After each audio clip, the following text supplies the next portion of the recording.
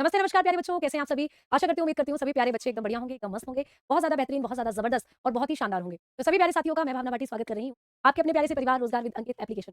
सभी बच्चे क्लास के साथ जुड़ जाएँ और जो बच्चे क्लास के साथ जुड़ चुके हैं, जो मेरी बातों को सुन रहे हैं, जैसे कि मैंने भी आपको नमस्कार करा, आपको जय हिंद करा, तो आप लोग मुझे सुन पा रहे हो और देख पा रहे हो तो जल्दी से कमेंट सेक्शन में थम्स अप कर दो। जिससे मुझे पता चल जाए कि जितने भी बच्चे क्लास के साथ जुड़ेंगे अब, उनके लिए क्लास बिल्कुल ओके चल रही है। क्लास को अगर आप देख रहे हैं, अगर आप सुन पा रहे हैं तो जल्दी से बताएँ, आवाज़ में, वीडियो में कोई दिक्कत, कोई परेशानी तो नहीं है? अगर हाँ, कुछ भी दिक्कत है, तो आप लोग प्यारे बच्चे क्लास को कमेंट सेक्शन में बता सकते हो जो भी परेशानी। तो नमस्ते सभी को, नमस्कारम प्यारे बच्चों, सभी प्यारे साथियों को हमारा प्रणाम है। गुड इवनिंग है और सभी बच्चे के जो एक बार थम्स अप कर देंगे तो मैं अपने टॉपिक की तरफ बढ़ूंगी और अपने टॉपिक को कंप्लीट कराने की कोशिश करूंगी। तो जैसा कि आप लोग मुझे सुन पा रहे हो और आपके अंगूठे मुझे दिखने शुरू, इसका मतलब आपके कानों तक, प्यारे प्यारे कानों तक मेरी आवाज जो है, मेरी फटी सी, मेरी ऐसी फटी बांस की सी आवाज जो है वो बिल्कुल पहुंच रही होगी। तो बिल्कुल आप लोग मुझे तो आओ, आज जो हमारा टॉपिक है, जो शुरू होने वाला है, डाइजेस्टिव सिस्टम। तो खाना वाना तो सब तुम खाकर बैठे हो, आ जाओ उसको पचा देती हूँ मैं। आप लोगों का जो डाइजेस्टिव सिस्टम है उसका आज हम करेंगे अध्ययन। तो पाचन तंत्र की जब हम लोग बात करते हैं, जब हम बात करते हैं डाइजेस्टिव सिस्टम, तो कल की क्लास में हमने पढ़ा था कि हमारे शरीर का एक ऐसा सिस्टम जो खाने को पचाने का काम करता है, उसको कहते हैं भाई पाचन तंत्र।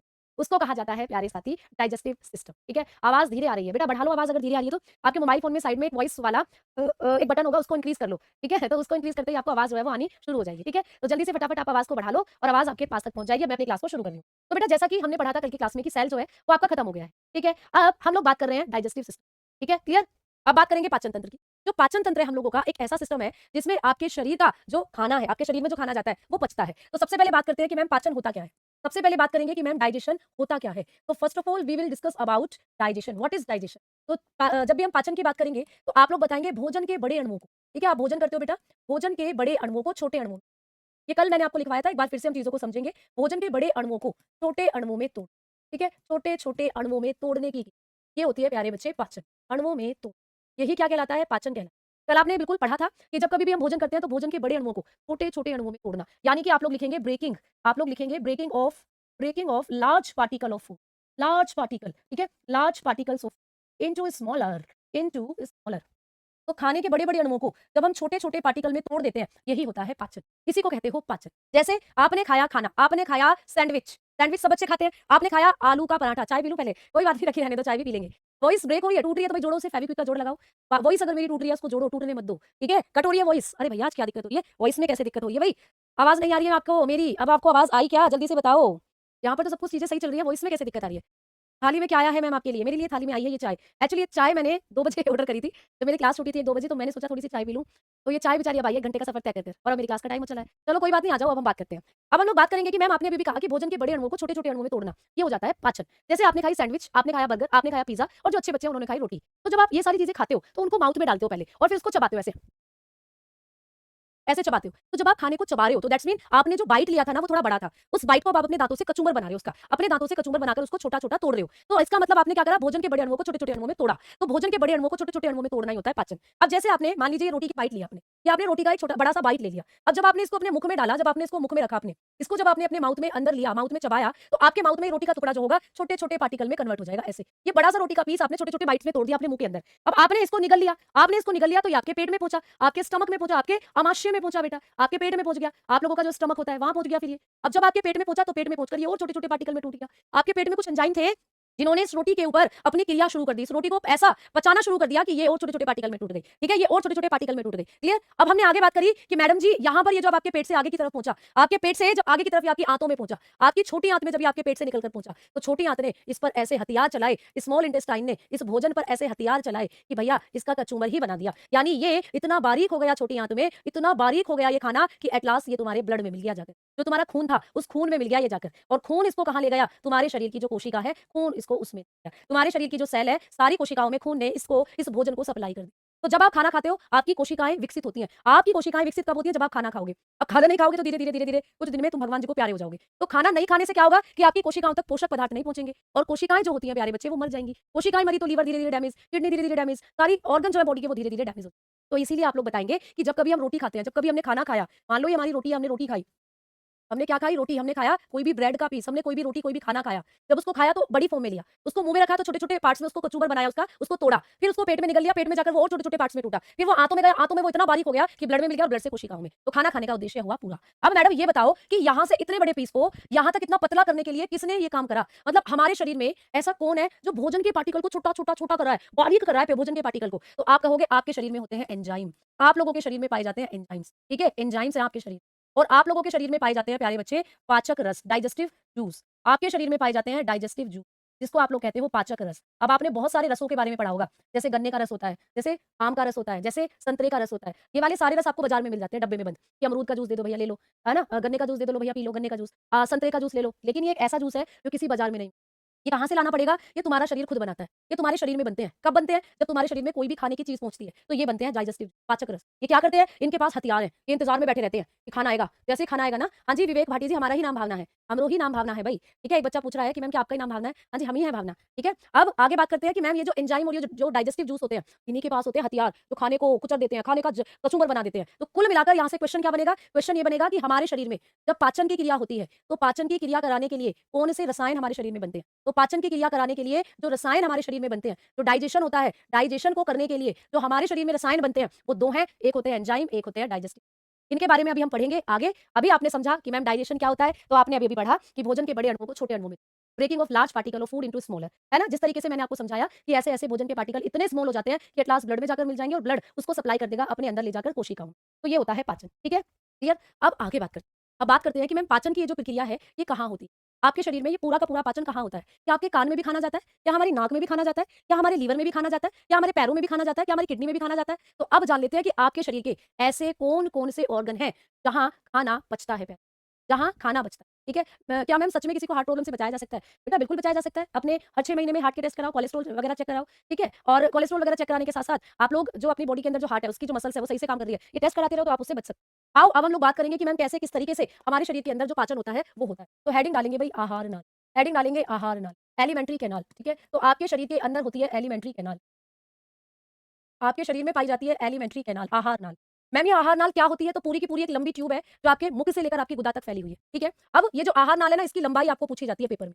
आहार नाल की जो लंबाई है, जो लेंथ है, वो कितनी होती है? बेटा मैं अभी सारे पॉइंट बताऊँगी आपको। इसका फोटो भी दिखाऊँगी आहार नाल का। अभी पहले इसके बारे में इंपॉर्टेंट पॉइंट लिख लेते हैं कि आहार नाल जो होती है, इसकी लेंथ कितनी होती है? तो बताते हो 8 से 10 मीटर लंबी होती है। कितनी लंबी होती है? आप लोग बताएँगे 8 से 10 मीटर ये लंबी होती है, ठीक है? अब दूसरा पॉइंट कि मैम ये कहाँ से शुरू होती है? ये स्टार्ट कहाँ से होती है? हमारी बॉडी के अंदर कौन-सा ऐसा ऑर्गन है, जहाँ से ये आहार नाल शुरू होती है? तो ये आहार नाल आपके माउथ से शुरू होती है, आपके मुख से शुरू होती है, ठीक है?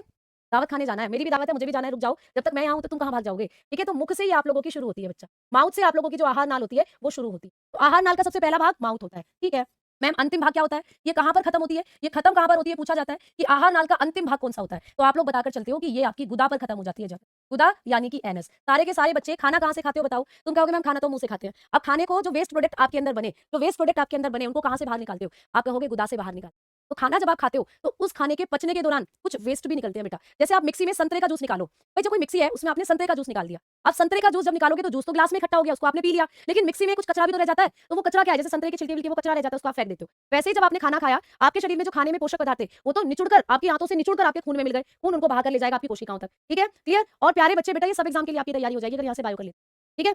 और अगर हम लोगों ने बात करी कि जैसे कि पीली हो जिसने अच्छा अमन जी, बहुत बढ़िया। हाँ, दूसरा भी कोई होगा जो आपका कमेंट देखे।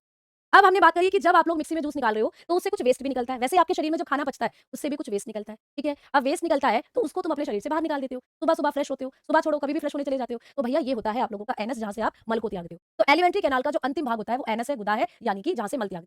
फोर्थ पॉइंट आपको पूछेगा कि हमारी जो आहार नाल होती है, मैम इसका कौन-सा भाग नहीं होता? तो बड़े ध्यान से समझना देखो। आओ अब मैं तुम्हें दिखाती हूँ तुम्हारी आहार नाल। देखेंगे जरा इस बॉडी बिल्डर को देखो, ये जो एक बॉडी बिल्डर है, इसकी आहार नाल जो है आपको दिखाई दे रही होगी। कहाँ? चलो मैं जहाँ-जहाँ ब्लैक कलर का पेन फेर रही हूँ ना, वो आहार नाल है। ये मुँह है, मुँह माउथ ऐसे ढिशकियाऊँ, ये पेट है, ठीक है, ठीक है। ये छोटी आँत है, छोटी आँत से खाना गया, निकल कर ड्यूँ-ड्यूँ-ड्यूँ बड़ी आँत में और बड़ी आँत से एनस के रास्ते बाहर, मल के रूप में बाहर। तो जहाँ-जहाँ मैंने ब्लैक पेन को फेरा, जहाँ-जहाँ मैंने ब्लैक पेन को घुमाया, ये है आपकी आहार नाल। ये है बेटा आपकी आहार नाल। तो जहाँ-जहाँ आपने ब्लैक पेन को मेरे घूमता हुआ देखा, यही तो पूरी ट्यूब, यही तो पूरी नलिका कहलाती है आपकी आहार नाल। तो बच्चा यही होती है आहार नाल, एलिमेंट्री कैनाल। तो ये पूरा ओवरऑल यहाँ से यहाँ तक का जो लंबाई है, वो 8 से 10 मीटर। इसी को कहते हैं एलिमेंट्री कैनाल। अब आप लोगों को एग्जाम में ये आता है कि भाई आपने हमें बता दिया मैम कि एलिमेंट्री कैनाल शुरू होती है मुख से, खत्म होती है गुदा पर और बीच में ये आहार नाल के बहुत सारे भाग हैं जिनके बारे में आप हमें अभी पढ़ाओगी। लेकिन यहाँ पर 2 चीज़ ऐसी हैं जहाँ पे मैं क्रॉस लगा रही हूँ। एक तो बेटा यहाँ और एक बेटा यहाँ। मैंने 2 जगह पर आपको क्रॉस लगा दिया। तो मैम आपने क्रॉस क्यों लगाया यहाँ पर? तो बेटा इसलिए क्रॉस लगाया क्योंकि ये आपकी आहार नाल के भाग नहीं। अब पेपर में यही क्वेश्चन बनता है कि बताओ कौन-कौन आहार नाल के भाग नहीं होते? तो बेटा ये तो है तुम्हारा लीवर, ये है तुम्हारा लीवर। अब मैडम लीवर के बारे में तो हमने बहुत बार सुना है कि लीवर ही हमारे खाने को पचाता है ना? और ये है तुम्हारा पैनक्रियाज़, ये है तुम्हारा पैनक्रियाज़। पैनक्रियाज़ बोले तो अग्नाशय, ये है तुम लोगों का अग्नाशय। मैम हमने इसके बारे में भी सुना है कि ये भी खाने को पचाता है। और आप कह रही हो कि लीवर और पैनक्रियाज आपकी हमारी आहार नाल के भाग नहीं है, ये हमारी आहार नाल के भाग नहीं है। ऐसा क्यों? तो ऐसा इसलिए क्योंकि जब आप खाना खाते हो तो खाना जो है मुंह से खाना खाया, ये खाना है हरे रंग का, तो ये खाना ऐसे ऐसे ऐसे ऐसे ऐसे ऐसे यहाँ पर आपके पेट में पहुंचे। अब पेट में ही रहेगा 1 से 2 घंटे तक, फिर आराम से फिर ये कहेगा चल भाई आगे को चल लेते, तो फिर ये बेचारा ऐसे ऐसे होता हुआ छोटी आंत में आता। अब छोटी आंत में इसका कंप्लीट पाचन होगा। खाना कभी भी आपको पेपर में पूछे कि खाने का संपूर्ण पाचन कहाँ होता है, तो आप कहते हो कि खाने का जो कंप्लीट डाइजेशन होता है वो छोटी आंत में होता है। बेटा स्केलेटल सिस्टम कंप्लीट कराया है मैंने आपको स्केलेटल सिस्टम में आपकी सारी गिडल तक लास्ट कराया, एकदम खत्म कराया है। वो क्लास आपको मस्कुलर सिस्टम के फर्स्ट क्लास में मिलेगी, स्केलेटल सिस्टम की जो होती है। ठीक है बेटा, ये है पेट आपका, ये जो पर्पल कलर से दिख रहा है ये आपका पेट है। अभी एक एक करके सारी चीजों को आप पढ़ोगे तो ये आप लोगों का क्या हो गया, ये आप लोगों का खाना ऐसे ऐसे आया और छोटी आंत में गया, यहाँ इसका कंप्लीट डाइजेशन हो गया। अब यहीं से ये खून में मिल जाएगा, और खून जो है प्यारे बच्चे, ये पंखा कंफ्यूज कर रहा है, बंद करो। कौन सा पंखा, कैसा पंखा, ये बताओ मुझे। तो अब सुनो मेरी बात, क्लास रुक रही है? क्लास तो नहीं रुक रही। ठीक, चलो अब आपने देखा कि आप लोगों का जो यहाँ पर ये आते हैं, यहाँ पर कंप्लीट डाइजेशन हो जाएगा और प्यारे बच्चे सारे पोषक पदार्थ खून में मिल जाएंगे। अब बचेगा वेस्ट, वो वेस्ट बड़ी आंत के थ्रू आपके गुदा के रास्ते बाहर। तो खाना कभी भी आपके लीवर के पास नहीं जाता, खाना कभी भी आपकी पैनक्रियाज के पास नहीं जाता। खाना मुंह से पेट में, पेट से छोटी आंत में, छोटी आंत से बड़ी आंत से बाहर, ये होता है खाने का रास्ता। तो इसीलिए कभी भी लीवर और आपकी जो अग्नाशय है इनको आपकी आहार नाल का भाग नहीं मानते। कभी भी एग्जामिनेशन में क्वेश्चन आए कि भोजन के पाचन की प्रक्रिया में वो कौन से अंग है जो भोजन का पाचन तो करते हैं लेकिन आहार नाल के भाग नहीं है। पाचन में तो महत्वपूर्ण भूमिका है जिनकी, मतलब लीवर के बिना पाचन हो ही नहीं सकता, बट लीवर जो है ये पाचन में तो महत्वपूर्ण है लेकिन आहार नाल का भाग नहीं है, क्योंकि आहार नाल वो है जहां जहां आहार जाता है। आहार कहां कहां जाता है? मुंह से पेट में, पेट से छोटी आंत में, छोटी आंत से बड़ी आंत से बाहर। ये तो आप लोग लिखेंगे कि यकृत, प्यारे बच्चा, यकृत और अग्नाशय आहार नाल के भाग नहीं। यकृत और अग्नाशय आहार नाल के भाग नहीं, ठीक है, आहार नाल के भाग। तो आप लोग ऐसे करके चीजों को पढ़ते चलेंगे और समझते चलेंगे। तो लिखेंगे liver and pancreas, liver and pancreas are not part of alimentary canal. तो एलिमेंट्री कैनाल के पार्ट ये सब नहीं हो।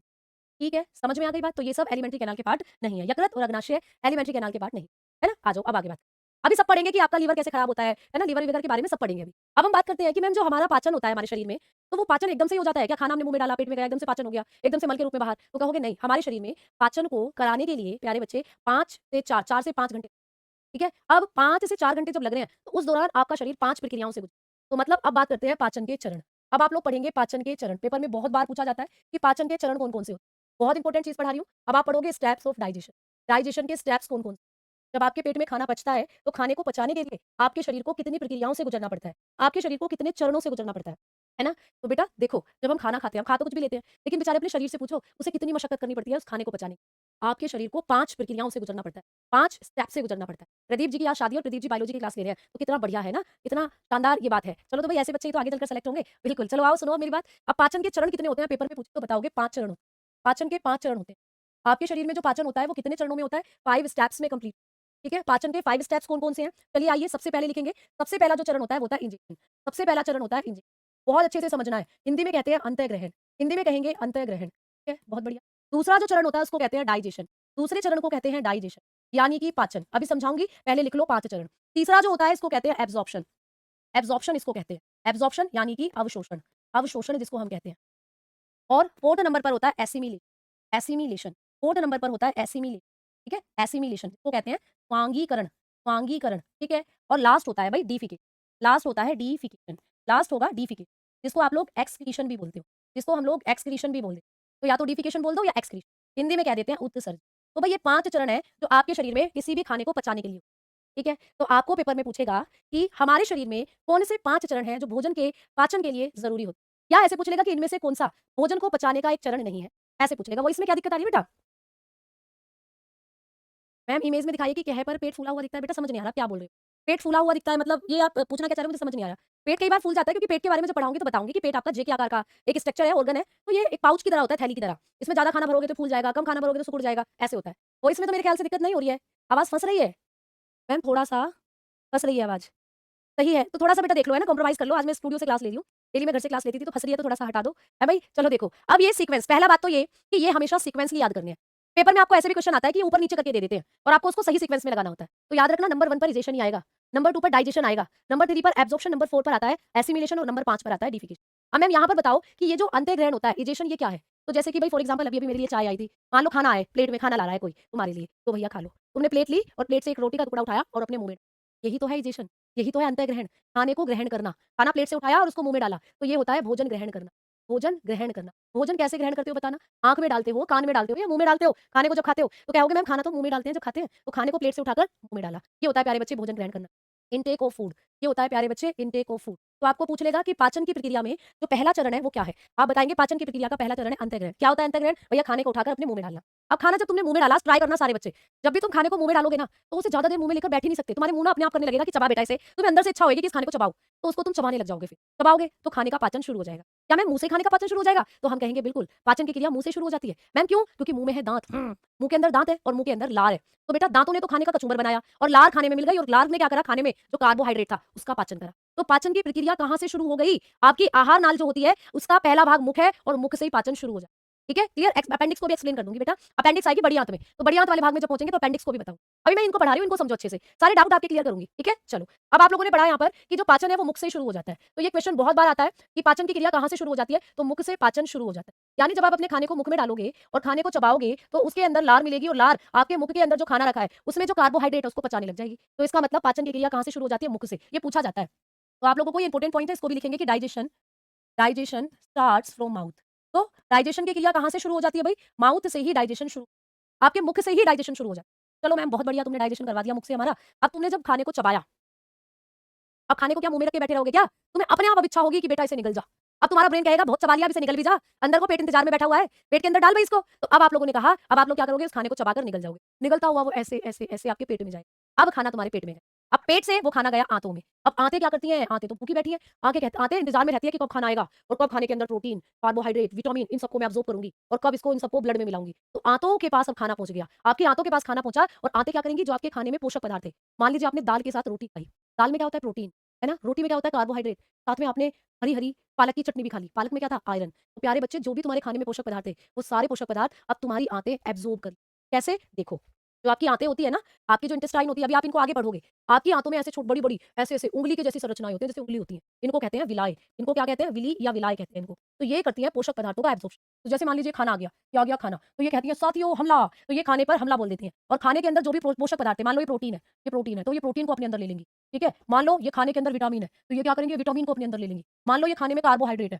ये कार्बोहाइड्रेट को अपने अंदर ले लेंगी। तुमने घी खाया था भैया, घी, ये घी जो होता है फैट, ये फैट को अपने अंदर ले लेंगी। ठीक है, और ये मिनरल को अपने अंदर ले लेंगी। इस तरीके से सारे के सारे पोषक पदार्थ जो तुम्हारे खाने में थे, वो किसके अंदर चले जाते हैं? आंतों के अंदर, ये जो छोटी छोटी विलाई हैं इनमें चले जाते हैं। अब मैम इन विलाइयों से निकलती है रुधिर कोशिका, ऐसे ऐसे इनसे रुधिर निकल रहा है, इनके अंदर रुधिर है ऐसे ऐसे, ये रहा रुधिर। तो अब ये सारे पोषक पदार्थ क्या करती है? ये सारे पोषक पदार्थों को रुधिर में मिला देती है। तो इन्होंने जो प्रोटीन लिया था वो भी ब्लड में छोड़ दिया, इन्होंने कार्बोहाइड्रेट लिया था वो भी ब्लड में छोड़ दिया, ऐसे करके अब ब्लड में मिल गए सारे पोषक पदार्थ। अब ब्लड अपना लहराता, नाचता, गाता इन सारे पोषक पदार्थों को हमारी सेल तक दे आता है। पाचन की प्रक्रिया हो गई पूर्ण। तो पोषक पदार्थ जो होते हैं वो आपकी कोशिकाओं तक पहुंच जाते हैं, और पोषण की क्रिया पूर्ण हो जाती है। अब बचा कचरा, ये जो कचरा है, अच्छी अच्छी चीजें तो सब यहाँ आकर मिला दी गई ब्लड में, अब बचा ये कचरा पहुंचेगा बड़ी आंत में, और बड़ी आंत में तुम इसे पोटी के रूप में, मल के रूप में निकाल देते हो बाहर। तो प्यारे साथियों, मैंने आपको ये क्या समझाया? मैंने कहा कि एब्जॉर्प्शन जो होता है ये क्या है, तो बताओगे? भोजन से पोषक पदार्थों का अवशोषण, भोजन से पोषक पदार्थों का अवशोषण। ठीक है, पोषक पदार्थों का आंतों द्वारा अवशोषण, आंत करेंगी, आंतों द्वारा अवशोषण। तो ये हो जाता है एसिमिलेशन, ये हो जाता है एब्जॉर्प्शन। ठीक है, ये हो जाता है भाई एब्जॉर्प्शन। समझ में आई? तो खाने में जो भी पोषक पदार्थ थे, जैसे विटामिन था, प्रोटीन था, कार्बोहाइड्रेट था, वसा थी, इन सबको आपकी आंतें एब्जॉर्ब कर लेती हैं, है ना? एब्जॉर्ब जब कर ले तो इसी प्रक्रिया को कहते हैं अवशोषण। तो भोजन से पोषक पदार्थों का एब्जॉर्प्शन, तो आप लोग बताओगे absorption of nutrient, absorption of nutrients by intestine. आपके खाने के अंदर जो न्यूट्रिएंट थे वो आपके इंटेस्टाइन ने क्या कर लिया? एब्जॉर्ब कर लिए, इसी प्रक्रिया को कहते हैं अवशोषण।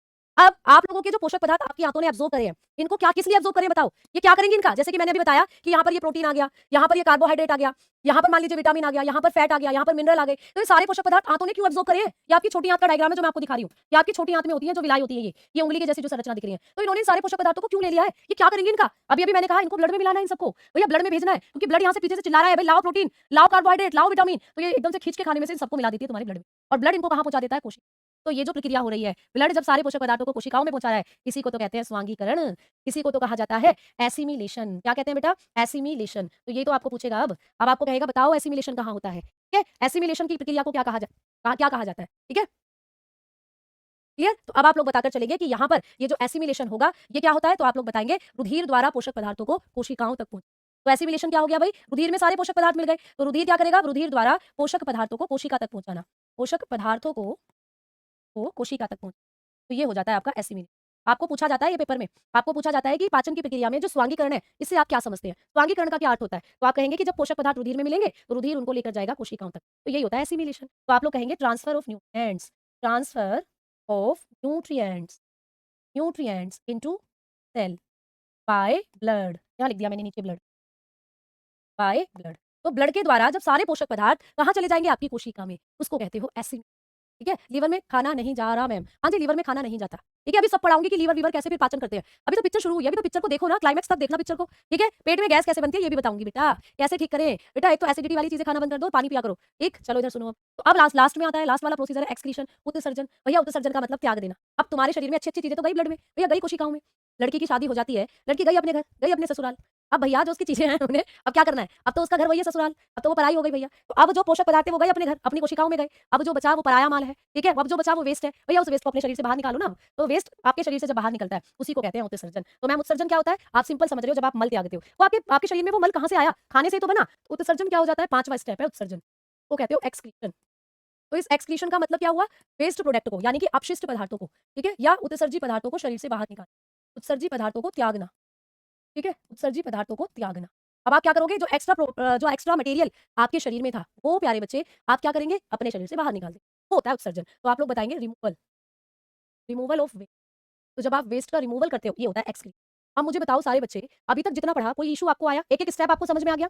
सबसे पहले प्लेट से खाना उठाया, खाने को उठाकर मुंह में डाला। ठीक है बेटा, ठीक है भाई, अच्छा बहुत बढ़िया भाई, बहुत बढ़िया राधा जी। अब क्लास के साथ पढ़ते हैं। ठीक है, अब हमने बात करी कि मैम जी आपने प्लेट से उठाकर खाना मुंह में डाला, ये हुआ पहला स्टेप, इंजेशन कहते हो जिसको, अंतर्ग्रहण। कब आया?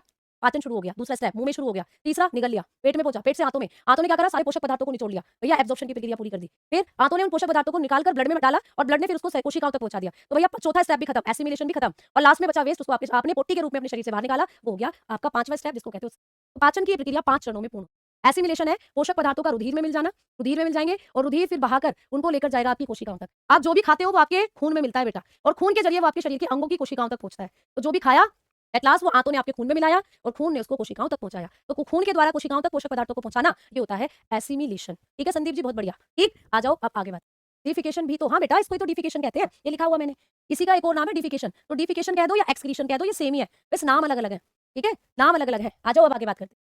अब बढ़ते हैं आगे की तरफ, और अब हम लोग बढ़ेंगे कि मैम ये पांचों के पांचों स्टेप जो हैं ये कहाँ होते हैं? तो बच्चा ये पांचों के पांचों स्टेप आपकी आहार नाल में ही होते हैं। तो अभी मैंने आपको आहार नाल दिखाई थी, ये आपकी आहार नाल है। तो ये पांचों के पांचों जो चरण है ना, ये आहार नाल में ही होते हैं। आप लोगों ने करा था इंजेशन जिसको अंतर्ग्रहण कहते हो, आपने करा था फिर डाइजेशन जिसको मुंह में करा था, मुंह भी आहार नाल का भाग है। फिर आप लोगों ने करा था एब्जॉर्प्शन, मैम जब आंतों ने क्या करा था? पोषक पदार्थों का अवशोषण करा था, ये भी आपकी आंतों में हुआ, आंत भी आपकी आहार नाल का ही भाग है। फिर हुआ था एसिमिलेशन, एसिमिलेशन बोले तो ऐसा ब्लड, एसिमिलेशन यानी कि आपकी आंतों के अंदर जो ब्लड है सारे पोषक पदार्थ उसमें मिल गए, और फिर लास्ट में आपने कर दिया एक्सक्रीशन, आपने लास्ट में कर दिया उत्सर्जन। तो ये सारे 5 के 5 स्टेप आपकी आहार नाल के अंदर ही। ठीक है, तो कुल मिलाकर पाचन की पूरी प्रक्रिया आपकी आहार नाल में चलती है। ठीक है, अब आ जाओ आगे बढ़ते हैं। अब आगे बढ़ेंगे तो आहार नाल का जो सबसे पहला भाग है, सारे बच्चे कमेंट सेक्शन में बताओ आहार नाल का सबसे पहला भाग कौन सा है? जल्दी बोलो बेटा। प्रतिभा प्यारे बच्चे बहुत बहुत शुक्रिया। आहार नाल का डबल सर्कुलेशन किसमें नहीं पाया जाता? डबल सर्कुलेशन मछली में नहीं होता बेटा, याद रखना, मैंने पढ़ाया था मछली में नहीं। ठीक है, भोजन खाने के बाद नींद इसलिए आती है क्योंकि जब पोषक पदार्थ आपकी कोशिकाओं में पहुंचते हैं तो आपकी कोशिकाओं को ज्यादा एनर्जी चाहिए होती है ग्लूकोज को जलाने के लिए, तो आपकी बॉडी के अंदर से एनर्जी खत्म होती है, इसलिए आपको नींद आती है। खाना खाने के बाद 10-15 मिनट की नींद ले लिया करो, अच्छा रहता है। ठीक है, हाँ तो अब बच्चे कह रहे हैं कि माउथ जो है एलिमेंट्री कैनाल का पहला भाग है, बिल्कुल सही बात। तो हेडिंग डालो माउथ। आइए भैया इस माउथ को ही देख लेते हैं आज, इस मुख को ही देख लेते हैं आज। ये बड़ा खाना मांगता है, हर वक्त इसे कुछ ना कुछ खाने को चाहिए। अब कई बच्चे दावत में जाने तो दावत में भी खाना उड़ाएंगे भैया वो। मैं जब शादियों में जाती हूँ तो मेरा जो माउथ है ये कहता है कि व्हाइट वाला रसगुल्ला जरूर मिलना चाहिए। पता नहीं क्यों मेरा क्यों इतना ज्यादा अटैचमेंट है रसमलाई या राई वाले रसगुल्लों के साथ, तो मुझे तो वही चाहिए। तब तक मैं उन्हें खाऊं तो ऐसा लगता है शादी बढ़िया नहीं थी भाई। जब मैं खा लेती हूँ रसमलाई कुछ ठंडा ठंडा या फिर कुछ व्हाइट स्पंजी वाला रसगुल्ला, तब मुझे लगता है शादी बढ़िया थी भाई। तो आप लोगों के अंदर भी कुछ ना कुछ ऐसा होता होगा कि जब आप शादी में जाते हो तो मुझे ये खाना है, मुझे ये खाना है ना। और वो स्वाद में कहीं बाहर खा लो ना लेकर, मुझे नहीं आता, मुझे वो स्वाद बस शादी वाले खाने में ही आता है रसमलाई में। अगर मैं कहीं बाहर से कभी लेकर खा लूं तो उसमें मुझे मजा ही नहीं आता, है ना। तो अब आप लोग बच्चे कह रहे हैं कि मोटे कैसे होते हैं, पतले कैसे होते हैं? वो आपका मेटाबॉलिक रेट है, मेटाबॉलिक रेट करता है आपको मोटा और पतला। मेटाबॉलिक रेट मतलब खाने पचाने की दर। कई लोगों के अंदर खाना इतनी स्पीड पचता है कि कोशिकाएं बेचारी अब्सॉर्ब भी नहीं कर पाती पोषक पदार्थ, और आप लोगों का शरीर जो है फिर पतला ही होता चला जाता है। कुछ लोगों के अंदर तो भाई हवा भी जाती है, पानी भी लगता है उन्हें, तो वो मोटे होते हैं। तो ये मैं आपको बताऊंगी आपकी सारी चीजें। खाने के बाद 5 घंटे की नींद आती है। ठीक है, 15 मिनट की नहीं 15 घंटे की नींद आती है। चलो इधर सुनो, माउथ की बात करते हैं भाई। माउथ में आपको पढ़ने हैं 3 सेक्शन। आपका जो माउथ है इसमें आपको 3 चीजें पढ़नी है। एक तो आपको आपके माउथ में पढ़ने हैं दांत, टीथ। सारे बच्चे चेक करो, सभी के मुंह में है ना। फिर आपको पढ़नी है आपकी टंग यानी कि सलाइवा, टंग यानी कि जीभ, सलाइवा तो अभी पढ़ेंगे, जीभ। और तीसरी जो चीज है आपके मुख में वो है सलाइवा। ऐसा कौन सा बच्चा है जिसके मुंह में इन 3 चीजों में से कोई एक नहीं है? क्या यहाँ पर कोई है जिसके मुंह में दांत नहीं है, जिसके मुंह में जीभ नहीं है, जिसके मुंह में लार नहीं है? सभी के में होगी बेटा। ठीक है, तो अब आज जो बात करते हैं हम लोग कि मैडम जी दांत जो होता है, सबसे पहले इसके बारे में पढ़ाओ। बहुतों के दांत तोड़े हैं हमने, आज हमें पता तो चले कि ये दांत क्या चीज है। तो सबसे पहले हम लोग दांतों के बारे में पढ़ेंगे भाई। सबसे पहले आप लोग मुझे दांतों का अध्ययन बताएंगे कि दांतों के अध्ययन को क्या कहते हैं। आप सभी के मुख में दांत है, सारे बच्चे शीशे लेके बैठो, अपने दांत देखो बंदर की तरह। तो दांत जब आप देखते हो अपने मुंह के अंदर तो दांतों के अध्ययन को क्या कहते हैं? ठीक है, तो आप लोग बताएंगे दांतों के अध्ययन को कहा जाता है ओडोंटोलॉजी। ओडोंटोलॉजी कहा जाता है दांतों का अध्ययन, है ना। तो स्टडी ऑफ टीथ क्या होती है? ओडोंटोलॉजी। ओडोंटोलॉजी होती है आपके दांतों का अध्ययन। आपको आ सकता है पेपर में कि ओडोंटोलॉजी किसका अध्ययन होता है, तो ओडोंटोलॉजी होता है दांतों का अध्ययन। चलो तो भाई आ जाओ, आज तुम्हारे दांत ही तोड़ती हूँ मैं, ठीक है? चलिए बात करते हैं। सलाइवा नहीं है मैम, कहाँ चली गई सलाइवा? बिल्कुल होगी। अब इधर सुनो, बात करते हैं दांत के बारे में। तो मैंने आपको अभी भी कहा कि दांत का अध्ययन क्या होता है, ओडोंटोलॉजी। अब मैम जो दांत होते हैं, इनके बारे में अगर हम लोग बात करते हैं, तो हमारे मुख में कितने दांत होते हैं? तो प्यारे साथियों, अगर हम दांतों की संख्या की बात करते हैं, अगर हम दांतों की संख्या की बात करते हैं, दांतों के नंबर की बात करते हैं, तो आप सभी जानते हो आपके मुख में 32 दांत होते हैं। कितने दांत है भाई? 32। तो क्या मैम ये 32 के 32 दांत हमेशा से थे, या ये इनमें से कुछ दांत ऐसे थे जो बचपन में थे, कुछ दांत ऐसे थे जो बाद में थे? ठीक है, लाइब्रेरी में शीशा नहीं है? अरे भैया कितनी गलत बात है, कल शीशा लेकर आना अपने बैग में, ठीक है? अब इधर देखो, आप अगर अपने दांतों को देखें तो हमारे मुख में, हमें एनसीईआरटी बताती है कि हमारे मुख में 32 दांत। अब इन 32 में से कितने ऐसे दांत हैं जो आपके दूध के दांत हैं? दूध के दांत। जब तुम छोटू मोटू थे तो तुम्हारे मुख में दूध के दांत निकले, ठीक है? क्लियर? डर्मेटोलॉजी होता है प्यारे बच्चे आपकी त्वचा का अध्ययन, त्वचा का अध्ययन, ठीक है? आ जाओ, एक अब हम लोग बात करते हैं कि 32 दांत हैं, इनमें से कितने ऐसे दांत हैं जिन्हें हम दूध के दांत कहते हैं? दूध के दांत, ठीक है? यानी कि मिल्क टीथ, मिल्क टीथ। क्या मैम ये दूध के बने हुए थे? तो नहीं बेटा, ये दूध के नहीं बने हुए। तो ये तब निकलते हैं जब तुम दूध पीने की उम्र, जब तुम 6-7 महीने के छोटे से बच्चे थे, 6-7 महीने के, तब ये तुम्हें निकले थे, तो इसीलिए इनको कहते हैं दूध के दांत। और उस वक्त तुम सिर्फ दूध पीते थे, है ना? तो इसीलिए इनको दूध के दांत कहते हैं। तो दूध के दांत हो गए बेटा, है ना? ये जो 32 दांत है, इनको हमने 2 भागों में बांटा, एक होते हैं दूध के दांत। इन्हीं को आप लोग किस नाम से जानते हो? इन्हीं को कहते हो आप लोग टेम्परेरी टीथ। इन्हीं को हम लोग कहते हैं टेम्परेरी टीथ। ये होते हैं अस्थायी दांत। इन्हीं का एक और नाम है, इनको आप अस्थायी दांत कहते हो। आपको पेपर में पूछा जाता है कि अस्थायी दांत जो होते हैं, ये कितने होते हैं? तो इनकी संख्या होती है बेटा 20। ये कितने होते हैं मैडम जी? इनकी संख्या होती है 20।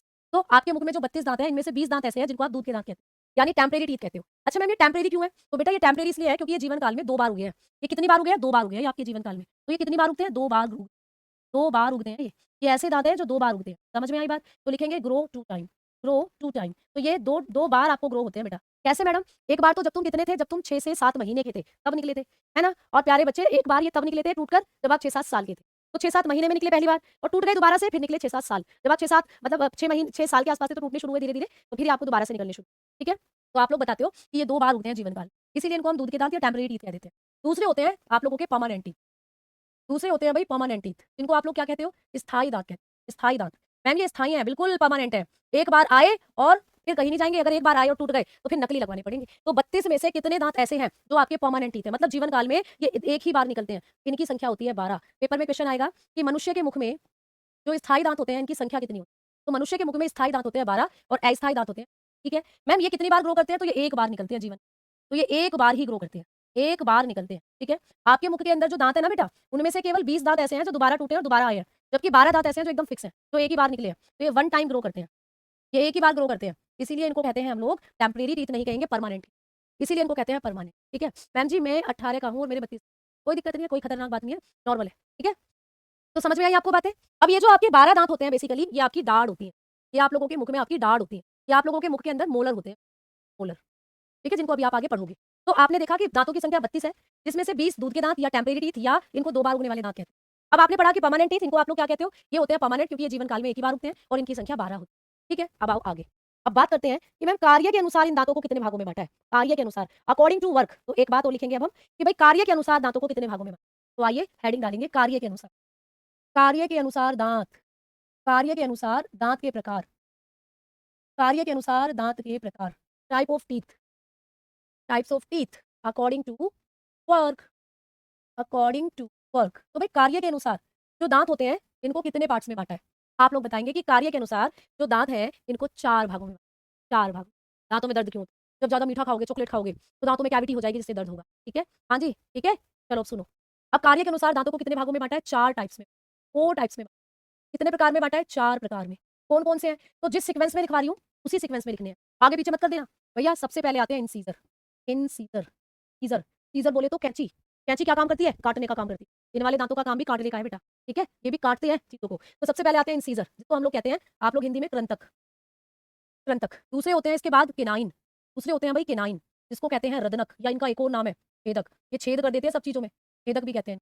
तीसरे होते हैं भैया प्री मोलर, प्री मोलर, तीसरे दांत है प्री मोलर, अग्र चणवक कहते हैं जिसको, अग्र चणवक, ठीक है? अग्र चणवक जिनको कहते हो। और फोर्थ नंबर पर होते हैं मोलर, फोर्थ नंबर पर होते हैं मोलर, जिसको कह देते हैं हम लोग चणवक, ठीक है? तो ये आपके 4 प्रकार के दांत है कार्य के अनुसार। पेपर में आता है पूछने को, सीक्वेंस याद रखना हमेशा। आई जो होता है, इंसीजर जो होते हैं इनको आई से रिप्रेजेंट कर देते हैं, आई, है ना? कैनाइन जो होते हैं इनको सी से रिप्रेजेंट करते हैं। मैम प्री मोलर जो होते हैं इनको पी से रिप्रेजेंट करते हैं। और मैम जो मोलर होते हैं इनको एम से रिप्रेजेंट करते हैं। तो शॉर्ट में इनको ऐसे भी बोला जाता है, आई सी एम, आई सी पी एम, आई सी, आई सी, ठीक है? तो आप कई बार देखते हो, देखो इस तरीके से, ये तुम्हारा मुंह है, हाँ, ऐसे मुँह को खोलते हो। तो यहाँ पर ये सामने वाले जो दाँत हैं, कई बार तुम मुस्कुराते हो, किसी की मुस्कुराहट पर तुम फ़िदा हो जाते हो, ठीक है? तो ये क्या हो जाते हैं आप लोगों के, अभिषेक कह रहे हैं मैम तुम बहुत धीमे पढ़ा रही हो। बेटा मेरे ख्याल से एकदम स्पीड सही है, इससे ज़्यादा स्पीड में पढ़ोगे तो चीज़ें फिर आपको समझ नहीं, ठीक है? हाँ जी, मैं सुन रही हूँ ज्ञानेंद्र जी। तो ये हैं आप लोगों के सबसे आगे वाले दाँत जिनको कहते हैं इंसीज़र। मैम ये ऊपर और नीचे दोनों होते हैं बिल्कुल, नीचे भी है, अब नीचे जीभ आ गई है तो यहाँ भी है ये रहे, इंसीज़र, ठीक है? फिर साइडों में जो होते हैं ये केनाइन है, फिर दाढ़ जो होती है ये आपकी प्रीमोलर और ये पीछे की जो होती है ये मोलर होती है। तो इस तरीके से आपके मुख के अंदर दाँतों की संख्या होती है। अब बात करते हैं कि मैम ये जो हमारे दाँत होते हैं इंसीज़र, इनका काम क्या होता है? इंसीज़र को आप लोग स्माइलिंग टीथ भी कहते हो। अभी मैंने कहा था कि स्माइल करने पर यही दिखाई देते हैं। इनको कहते हैं स्माइलिंग टीथ, मुस्कुराने की वजह तुम हो। तो भैया मुस्कुराने की वजह ये दाँत, तो मुस्कुराते हैं ये। इनका काम होता है मुस्कुराना, मुस्कुराने वाले दाँत इनको आप लोग कहते हो, ठीक है? अब ये जो दाँत है इनकी संख्या कितनी होती है? तो इंसीज़र के बारे में आइए मैं आपको मेन पॉइंट जो है वो बता देती हूँ, ठीक है? यहाँ पर पहले आप लिखो, जो केनाइन होते हैं मैम इनको क्या कहते हैं? ये क्या करते हैं बेटा? ये भोजन को फाड़ने का काम करते हैं। तो एक-एक करके सबके बारे में पढ़ते हैं। तो सबसे पहले मैं आपको दिखा देती हूँ इंसीज़र के बारे में। इंसीज़र, जिसको कहते हैं कृंतक। जो कृंतक दाँत होते हैं ये क्या करते हैं? तो सबसे पहला पॉइंट इनके बारे में पढ़ते हैं, बाकी की वैसे तो अब टाइम हो चला है ना? बेटा इनको मुस्कुराने वाले दाँत कहते हैं, इनकी संख्या 8 होती है और प्यारे बच्चे ये सबसे फ्रंट टीथ है, सबसे आगे वाले दाँत होते हैं और ये भोजन को काटने का काम करते हैं। आज सारे बच्चे एक एप्पल लेना, उस एप्पल को ऐसे खाना। तो जब तुम एप्पल को चीरोगे तो सबसे आगे वाले दाँत यही होंगे, ठीक है? तो कल को करेंगे इनके बारे में, ठीक है? हाँ जी, कल को करेंगे, आज नहीं करते, आज टाइम हो चला। तो मिलते हैं कल, तब तक के लिए नमस्कार, जय हिंद, जय भारत और टाटा, बाय-बाय टू सभी बच्चों को।